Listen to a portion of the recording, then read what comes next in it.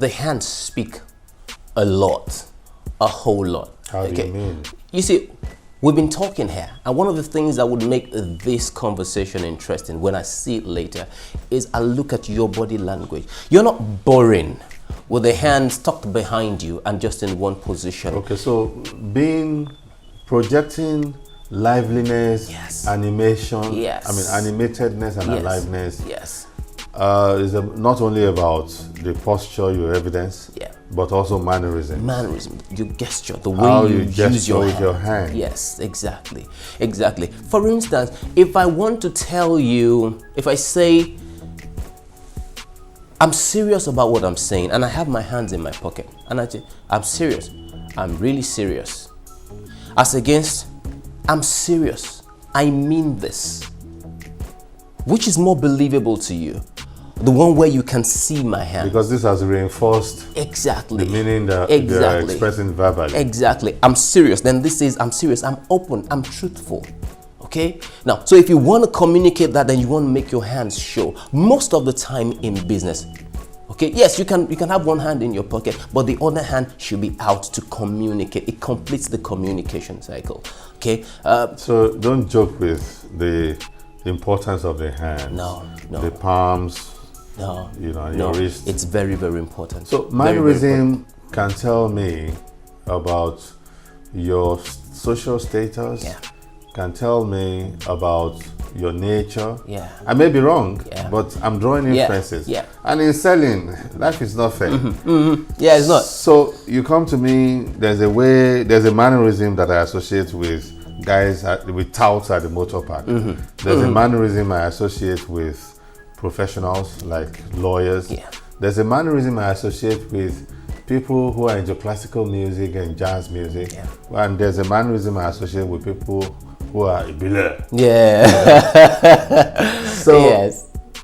all I need to do as a businessman or entrepreneur is to figure out what kind of mannerism would work with my prospective targets, Exactly. my target audience. Yeah. So if I get to the motor park and I want to sell maybe my dry gin or my herbal mixture, Yeah. And you're also a businessman, by the way, doing that. yes, Yes. I want to sell my herbal mixture. I shouldn't go there and begin to demonstrate the mannerisms that will work with people who love classical jazz, people I'll find at Muson Center, the likes of Chief Akintola Williams, the likes of the likes of Professor Pastor Tony. Yeah. The mannerisms that will work with them. It's not likely to work with a guy who wants to buy my gin at the motor park. Yeah. And I have to just tone down and recalibrate my mannerism. So you seem to be saying here that what Shakespeare said many, many years ago, that the world is a stage. Yeah. And we're all there to perform You're performing. our roles. Exactly. So as an entrepreneur, you're an actor of some sort. And it's not hypocrisy if you're able to facilitate, and program yourself and your body to evidence the posture that will win for you. And once you're convinced that this is the market you want to sell into, and you conducted an audit into that market, and you're convinced that this is what this market requires by way of mannerism, you should just go ahead and go and get yourself those mannerisms. Get those mannerisms or starve to death. Yeah, you know what you've said some really fascinating things here, and it makes it even more interesting when you can adapt to your clients or to your customers' class. It shows that you care about them. Okay. It shows that you want to relate with them. And once you're able to communicate that, they don't care where you're from anymore. They just want to associate with you. So if you go to the corporate offices, the regular corporate offices in VI, and then you dress in suit, you act nice, prim and proper, yes, they know that you're thinking about them and you're acting like them. Yeah. It's also called rapport building, okay? Rapport building, when you're able to assume the lifestyle of your prospective client, okay? Like you said, you want to go to the motor park, then you have to act like them, speak like them. Speak All their right, language. and I think our politicians know how to do that a lot. I You know, think so. and that's why you have some of them very Some of our successful. politicians. Yes, exactly. Some of them are very successful while others are not. Yeah. When they're in the red chamber, they know how to behave, Yeah. act, gesture in the red chamber. And when they get to the street for street rallies, they know how to present them. So it's all about appearances. It's all about appearances. How you project yourself. Yes. For instance, if I were to sell my product to Dr. Christopher Kolade, for instance, there is a certain kind of mannerism that will work and sell Yes. with him. Yeah.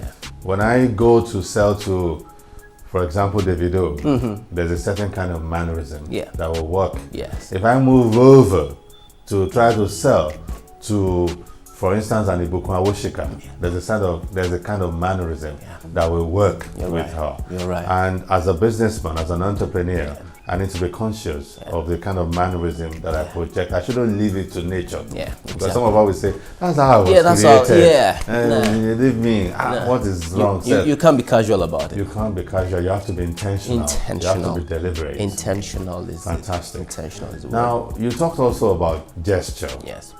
As a student of communication, I know that research and empirical studies have shown us that the human face is capable of evidencing over 5,000 gestures.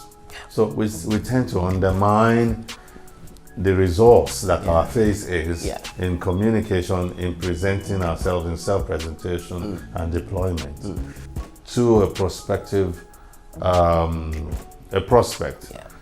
that my product or my service is worth its money.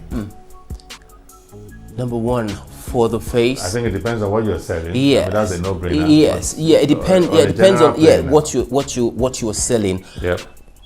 But you must focus on the eyes. Okay. The eyes are very, very important. It's a window to the soul. Oh yes, it is. You need to maintain eye contact. All right. At least 70% of the time you are conversing with that person. Okay, that's the standard. At least 70%. Now, why we say 70% and not 100% is because when you maintain 100% gaze at someone, into someone's eyeball, that's called staring. And when you stare at people, they are not comfortable with staring.